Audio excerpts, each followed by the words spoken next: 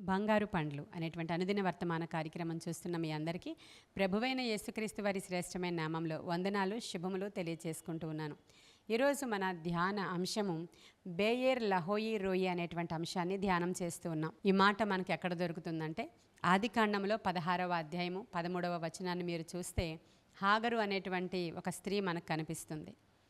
ఆ స్త్రీ ఎవరు అంటే అబ్రహాం ఇంటిలో ఐగుప్తు నుంచి తీసుకొచ్చినటువంటి ఒక దాసి. అయితే అబ్రహాము శారాలకు దేవుడు వాగ్దానం చేశాడు బిడ్డనిస్తానని. కానీ వారు వృద్ధాప్యంలోనికి వెళ్ళిపోయారు. 90 సంవత్సరాలు దాటిపోతూ ఉంది, 80 సంవత్సరాలు దాటిపోతూ ఉంది.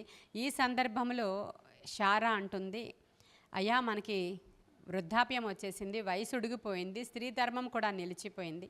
ఈ సమయంలో మనకి ఇంకా బిడ్డలిస్తాడు దేవుడని మనం ఎదురు చూస్తూ ఉన్నాం. అయితే ఒకవేళ నా నుంచి కాకపోయినా వేరే స్త్రీ నుంచి అయినా నీకు బిడ్డలు ఇస్తాడేమో, కాబట్టి నా దాసిని నీకు పెళ్లి చేస్తానని చెప్పి ఐగుప్తు నుంచి తీసుకొచ్చినటువంటి హాగరు అనేటువంటి ఆమెను అబ్రహాం గారికి ఇచ్చి వివాహం చేసినటువంటి సందర్భాన్ని మనం అక్కడ చూస్తాం.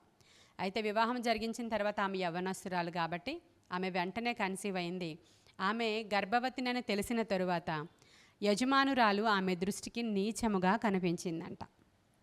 లక్షణాలు ఎక్కడికి పోతాయి? ఆమె నీచముగా చూస్తుందంట యజమానురాలని. చూసావా, నాకైతే గర్భం వచ్చేసింది, నీకు ఇంకా రాలేదు అన్నట్టు. అయితే అలా చూసినప్పుడు ఆమె తట్టుకోలేకపోతుంది యజమానురాలు. అప్పుడు భర్త దగ్గరికి వెళ్ళి అడుగుతుంది, చూసావా నన్ను ఏ విధముగా చాలా నీచంగా చూస్తుందో, నా ఉసురు మీకు తగులుతుంది అనేటువంటి మాట ఆవిడ ఉపయోగిస్తూ ఉంది అక్కడ. అయితే అబ్రహాం అంటున్నాడు, నేను ఇచ్చి పెళ్లి చేయమని చెప్పలేదు నీకు, నీ దాసి నీ ఎదుటిగానే ఉంది, ఆమెను నువ్వేం చేస్తావో నీ ఇష్టం అని ఆ అబ్రహాం గారు చెప్పినప్పుడు ఈ శారా ఆమెను కొంచెం బాధించడం మొదలుపెట్టినప్పుడు ఆ యొక్క ట్రీట్మెంట్కి తట్టుకోలేక అక్కడి నుంచి హాగరు పారిపోయిన సందర్భాన్ని మనం చూస్తాం. ఆమె గర్భవతిగా ఉంది.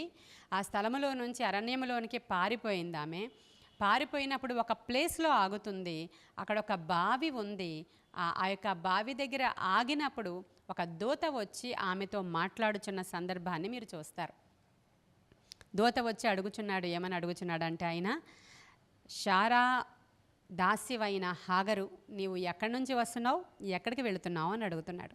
అప్పుడు ఆమె అంటుంది, నేను నా యజమానురాల దగ్గర నుంచి పారిపోతూ ఉన్నాను, ఎందుకంటే నాకు ఇలాంటి ట్రీట్మెంట్ జరుగుతుంది అక్కడ, అందుకే నేను పారిపోతున్నానని చెప్పినప్పుడు, నువ్వు పారిపోవద్దు, ఎక్కడి నుంచి వచ్చావో అక్కడికే మరలా తిరిగి వెళ్ళాలి, కానీ శారా చేతి క్రింద అణిగి ఉండాలి, నీవు అలా గర్విష్ఠిగా ఉండడానికి వీల్లేదు, నువ్వు వెనక్కి వెళ్ళిపోవాలి, ఎందుకంటే నీ గర్భవాసాన ఒక కుమారుణ్ణి ఇస్తున్నాడు దేవుడు, ఆ అబ్బాయి పేరు ఇష్మాయేలు అనే పేరు పెడతావు, నీవు అడవి గాడిద వంటి స్వభావం గలవాడు, అయినప్పటికీ అతను ఒక జనముగా చేస్తాను, అతన్ని నేను ఆశీర్వదిస్తాను, నువ్వు వెనక్కి వెళ్ళిపో అనేటువంటి మాటను దూత మాట్లాడినప్పుడు ఆమె దేవునికి ఈ పేరు పెట్టుకుంటుంది. అక్కడ ప్రక్కనే ఒక బావి ఉంది. ఆ బావికి ఒక పేరు పెడుతుంది, ఏమనంటే సజీవుని బావి అని. హల్లెలూయా. దాని పేరే ఇప్పుడు మనం మాట్లాడుకున్న అంశము బేయేర్ లహోయి రోయి అనేటువంటి పేరు పెడుతుంది. అంటే చూచుచున్నటువంటి సజీవుని బావి అనేటువంటి అంశం. ప్రియమైన దేవుని బిడ్డలారా, ఈ యొక్క విషయం అంతా చెప్పేసిన తరువాత నీకు ఇలా కుమారుడు కలుగుతాడు, ఇష్మాయేల్ అనే పేరు పెడతావు, నువ్వు బ్యాక్ వెళ్ళిపో అని చెప్పేసిన తరువాత అప్పుడు ఆమె దేవునికి మరొక పేరు పెడుతుంది. ఏమంటుందంటే చూచుచున్న కనులు గల దేవుడు అని. హల్లెలూయా. అవును కదా, మన దేవుడు చూచుచున్న కన్నులు గల దేవుడు. చూడకుండా ఉండడానికి, ఆయన కనులు మూసుకోవడానికి ఆయన రాయి రప్ప కాదు కదా, సజీవుడైనటువంటి దేవుడు. ఈ విషయం ఆ దాసురాలికి, ఐగుప్తీయురాలికి తెలుస్తుంది. విగ్రహారాధికురాలు ఆమె కనుగొంది, మన దేవుడు చూచుచున్న కన్నులు గలవాడు. హల్లెలూయా. మరి నీకు తెలుసా నీ దేవుడు చూచుచున్నవాడని? ఆయన చూస్తూ ఉన్న దేవుడని తెలిస్తే తప్పులు చేయరు ఎవరు కూడా. ఆయన చూస్తున్న దేవుడని తెలిస్తే పిచ్చి పిచ్చిగా ప్రవర్తించరు ఎవరు కూడా. ఆయన చూచుచున్న దేవుడని తెలిస్తే ప్రతినిత్యము క్రమముగా బ్రతుకుతాం మనం. ఒక దాసి గ్రహించింది, ఒక విగ్రహారాధికురాలు గ్రహించింది, ఆయన చూచుచున్న కన్నులు గల దేవుడు అని గ్రహించారండి. ఆమె గ్రహించినట్లుగా ఈరోజు నీవు నేను గ్రహిస్తే అనేక అద్భుతాలు చేస్తాడు మన పక్షంగా దేవుడు. నిజంగా అలాంటి బిడ్డనే ఇచ్చాడు. ఇష్మాయేల్ అని ఆమె పేరు పెట్టింది. అద్భుతం జరిగింది కదా అక్కడ. మన దేవుడిని కొనియాడుతూ చూచుచున్న కన్నులు గలవాడా అని పేరు పెట్టుకుంది. మరి దేవుడు ఎవరెవరిని చూస్తాడంట? అందరినీ చూస్తాడు ఆయన. భక్తిపరులను చూస్తాడు, భక్తిహీనులను చూస్తాడు, దూరం నుంచి గర్విష్ఠులను చూస్తాడంట ఆయన. గర్విష్ఠులను చూసి గమనించి దూరం నుంచే వారికి దూరంగా ఉంటాడు ఆయన. వారికి నిజంగా పనిష్మెంట్ తప్ప దేవుని యొక్క కనికరము వారి మీదకి దిగిరాదు. ప్రార్థించే వారిని చూస్తాడాయన. తమను తాము తగ్గించుకుని ప్రార్థించే వారిని మరి ఎక్కువగా చూస్తాడాయన. మీరు 2వ దినవృత్తాంతాల గ్రంథము 12వ అధ్యాయంలో మీరు ఒక విషయాన్ని చూస్తారు. అక్కడ చాలా చోట్ల జనులు తగ్గించుకుని ప్రార్థన చేసిన అంశాలు ఉంటాయి దినవృత్తాంతాల గ్రంథంలో. ఎవరైతే ప్రజలందరూ రిపెంట్ అయ్యి ప్రార్థన చేస్తారో చాలా చోట్ల ఉంటుంది. కానీ ఇక్కడ రెహబాము ఏలుచున్నటువంటి సమయంలో ఐగుప్తు రాజు చాలా గొప్పవాడు అనుకుంటున్నటువంటి సందర్భంలో దేవునికి మనుష్య రాజులను నమ్ముకోవడం ఆయనకి ఇష్టం ఉండదు. కాబట్టి ఆయన ఈ ప్రజల మీద ఉగ్రత తీసుకొస్తాడు. ఆ రాజును రేపుతాడు వీరి మీదకి. ఆ రాజు వచ్చినప్పుడు ప్రవక్త వస్తాడు. షెమయా అనేటువంటి ప్రవక్త రెహబాము దగ్గరికిను యూదా పెద్దల దగ్గరికి వచ్చి, దేవుని ఉగ్రత మీ మీద ఉంది, కారణం దేవుని వాక్యాన్ని మీరు విసర్జించారు. దేవుని యొక్క వాక్యాన్ని విసర్జిస్తే ఎవరికైనా ఏముందో ఒకసారి ఆలోచించండి. దేవుని వాక్యాన్ని నిర్లక్ష్యం చేశారు, విసర్జించారు. దేవుని కంటే రాజును అధికంగా నమ్ముకుంటున్నారు. మీరు దేవుని కంటే గొప్పవారు, ఘనులు అనబడిన వారి వైపు మీ మనసులు తిప్పుకుంటున్నారు. కనుక ఇటువంటి పనిష్మెంట్ వచ్చిందని చెప్పగానే యూదా పెద్దలందరూ భయపడ్డారు, దేవుని మాటకు లోబడ్డారు. తమను తాము తగ్గించుకొని, అయ్యా నీవే మాకు సర్వము, ఈ రాజును మా మీద నుంచి ప్రక్కకి తొలగించు అనే ప్రార్థన చేసుకున్నప్పుడు దేవుడు వెంటనే చూశాడంట. ప్రియమైన దేవుని బిడ్డలారా, ఆయన వెంటనే చూసి ఆయన ఏమంటున్నారంటే, మీరు నన్ను విసర్జించితిరి గనుక నేను మిమ్మును శీషకు చేతిలో పడనిచ్చి ఉన్నానని సెలవిచ్చాను. అప్పుడు ఇశ్రాయేలీల అధిపతులు రాజులు తమను తాము తగ్గించుకొని యెహోవా న్యాయవంతుడు అని ఒప్పుకొన్నారు. తరువాత తాము తగ్గించుకొనుటయు వాళ్ళు న్యాయవంతుడని దేవుడు ఒప్పుకొనుటయు దేవుడు చూచిన తరువాత యెహోవా వాక్కు మరలా షెమాయాకు ప్రత్యక్షమై ఆయన ఏమంటాడంటే, వారు తమను తాము తగ్గించుకున్నారు గనుక నేను వారిని నాశనము చేయక ఆ నాశనము నుంచి వారిని విడిపిస్తాను. ఎందుకంటే వారు తగ్గించుకోవడం నేను చూశాను. నీవు నీ ఇంట్లో వచ్చినటువంటి సమస్య, నీ ఒంట్లో వచ్చినటువంటి సమస్య, మీ యొక్క జీవితంలో వచ్చినటువంటి సమస్య, మీ పిల్లల జీవితంలో వచ్చినటువంటి సమస్య ఎందుకు వచ్చిందో మీకు తెలిసి ఉండకపోవచ్చు. ప్రవక్తల మాటలు మీరు విననేరక ఉండి ఉండవచ్చు. వాక్యాన్ని విసర్జించి ఉండవచ్చు. వాక్యముతో ఉన్నామనుకుంటూనే భ్రమలో బ్రతకొచ్చు. తెలిసి తెలియక ఎన్నో అపరాధములు చేసి ఉండొచ్చు. మిమ్ములను మీరు తగ్గించుకుంటే దేవుని యొక్క దృష్టి మీ మీద పడుతుంది. ఎప్పుడైతే మీరు తగ్గించుకుంటారో, ప్రభువా నేను తగ్గించుకుంటున్నాను, ఇంకా గర్వం లేదు, ఒకసారి రెచ్చిపోయాను, హెచ్చిపోయాను, నాకంటే గొప్పవారు లేరనుకున్నాను, నేను చాలా వెల్ ప్లాన్డ్ అనుకున్నాను, నేను చాలా డబ్బులు దాచాను, పెళ్ళిళ్ళు చేయడం ఎంతసేపు అనుకున్నాను, నేను చాలా డబ్బులు స్టోర్ చేశాను, ఏ రోగం వచ్చినా ఇట్టే బాగు చేయించుకోగలను అనుకున్నాను, నేను చాలా ముందు జాగ్రత్తలు తీసుకున్నాను, కాబట్టి నా బిడ్డలకి ఏ లోటు రాదనుకున్నాను. కానీ ఇవన్నీ ఒట్టివే. నా స్వశక్తి మీద నేను ఆధారపడ్డాను. కానీ ఈరోజు నన్ను నేను తగ్గించుకుని, నా గర్వాన్ని బట్టి నీ పాదాల దగ్గరికి వచ్చి కన్నీరు విడుస్తున్నానని మీరు అడిగి తగ్గించుకుంటే మీ ఇంట్లో కార్యాలు వెనువెంటనే జరుగుతాయని ప్రభువు సెలవిస్తూ ఉన్నారు.